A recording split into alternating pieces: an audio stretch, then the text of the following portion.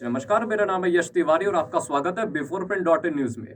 JDU party के दो नेताओं के आपसी मनमुटाव अब मीडिया और जनता के सामने आ चुके हैं।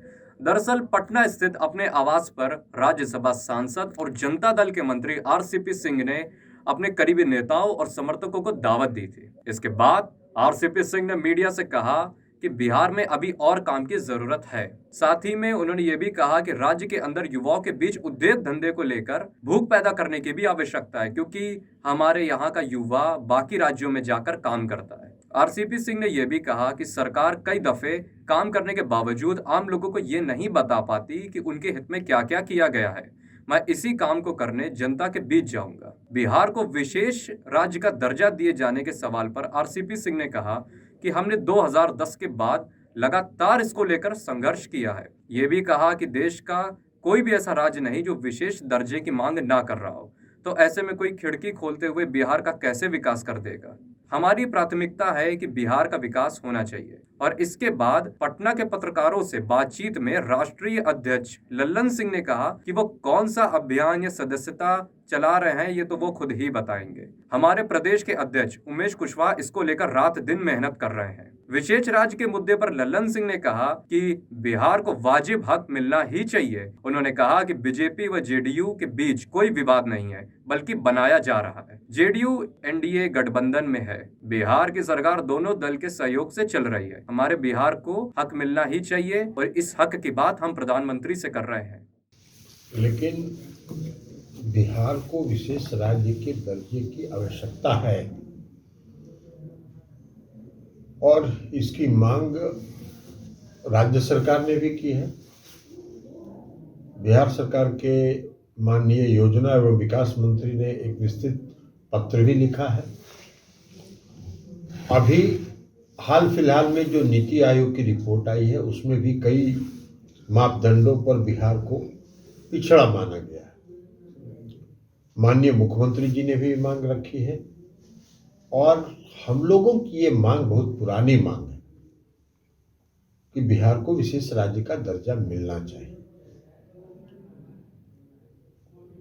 और हम लोग देश के प्रधानमंत्री से, आदरणीय प्रधानमंत्री से मांग कर रहे हैं बिहार को विशेष राज्य का दर्जा मिले। अगर बिहार को विशेष राज्य का दर्जा मिलेगा तो हम कई मामलों में तरक्की कर सकते हैं। आज जो हमारा विकास दर है वो अपने संसाधनों के बल पर है। हमारा अभी जो आर्थिक सर्वेक्षण जो अभी वित्त मंत्री जी ने पेश किया लोकसभा में, उसमें भी यह बताया गया कि वैश्विक महामारी कोरोना के बावजूद बिहार के पड़ोसी राज्यों का प्रति व्यक्ति वार्षिक जो आय है वो घटा, लेकिन बिहार में प्रति व्यक्ति की वार्षिक आय 1221 रुपए बढ़ा। तो हम तो विकास कर रहे हैं और वो कर रहे हैं माननीय मुख्यमंत्री जी के कुशल नेतृत्व में, बेहतर वित्तीय प्रबंधन के चलते और सुशासन के कारण। अब आज जो हमारा पूरी अर्थव्यवस्था है वो कृषि पर आधारित है। अगर विशेष राज्य का दर्जा मिलेगा तो उद्योग के क्षेत्र में हम विकसित हो सकते हैं। यहाँ उद्योग धंधे स्थापित होंगे। उद्योग धंधे जब स्थापित होंगे तो स्वाभाविक तौर पर नौजवानों को, युवाओं को रोजगार मिलेगा। आज आपने देखा कि केंद्र की सरकार ने एक छूट दिया कि बिना चीनी के उत्पादन के आप इथेनॉल का उत्पादन भी कर सकते हैं। अब जितना बिहार को उन्होंने दिया, बिहार में जितना पेट्रोलियम का, डीजल पेट्रोल का खपत है, उसको आकलन करके बिहार को दिया कि बिहार में इतना इथेनॉल का उत्पादन कर सकते हैं। और जितना केंद्र सरकार ने दिया उसका 3 गुना प्रस्ताव आ गया। तो बिहार के लोग उद्योग लगाने के लिए छटपटाहट सामने थे। समृद्ध तो है ही, लेकिन उद्योग लगाने की छटपटाहट में हमको कहीं अगर रास्ता दिखता है तो लोग यहाँ उद्योग लगाना चाहते हैं। अब अगर विशेष राज्य का दर्जा मिलेगा तो इनकम टैक्स में छूट मिलता है, जीएसटी में राज्य की हिस्सेदारी बढ़ती है,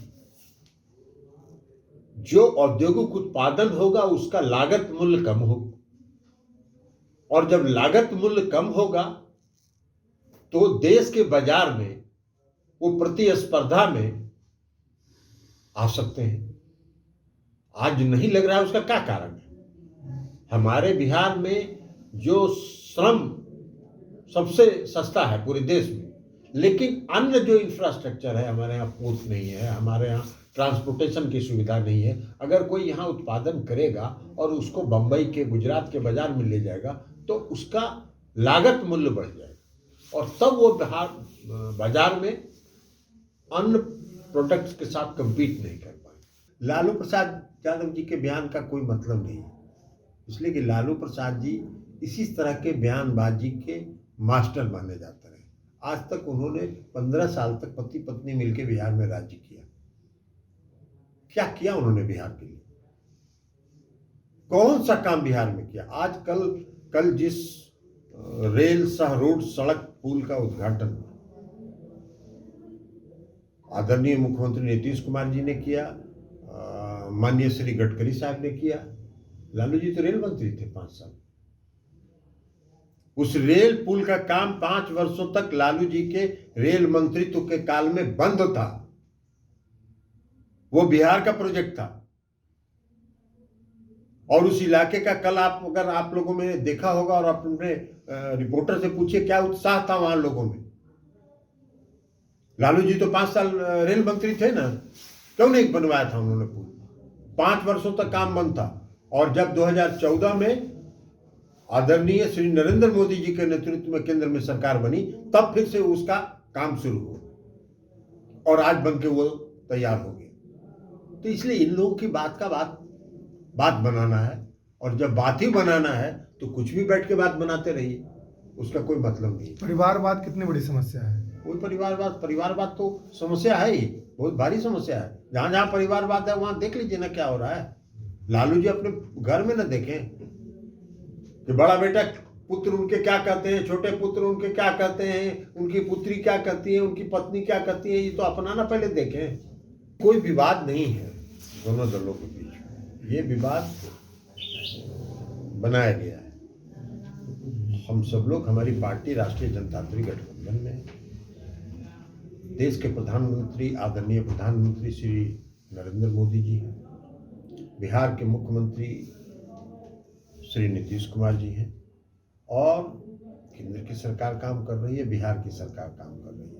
अब अगर हम कोई मांग देश के प्रधानमंत्री से कर रहे हैं तो उसको विवाद माना ही नहीं जाना चाहिए, इसलिए कि हमारा बिहार का हक है, और बिहार का जो हक है वो बिहार का हक अगर हम नहीं मांगेंगे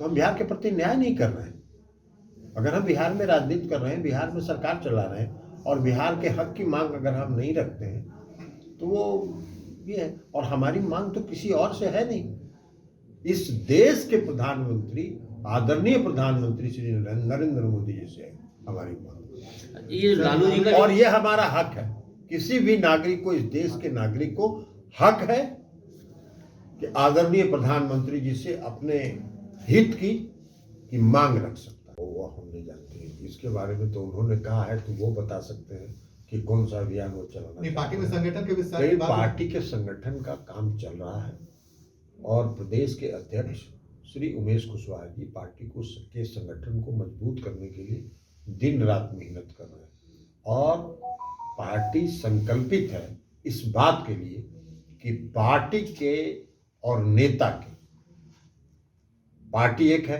जनता दल यूनाइटेड, नेता एक है श्री नीतीश कुमार जी, तो पार्टी और नेता के प्रति जो समर्पित कार्य करता है उनको संगठन में पूर्ण सम्मान, पूर्ण सभी जिम्मेवारी सबको दिया जाएगा।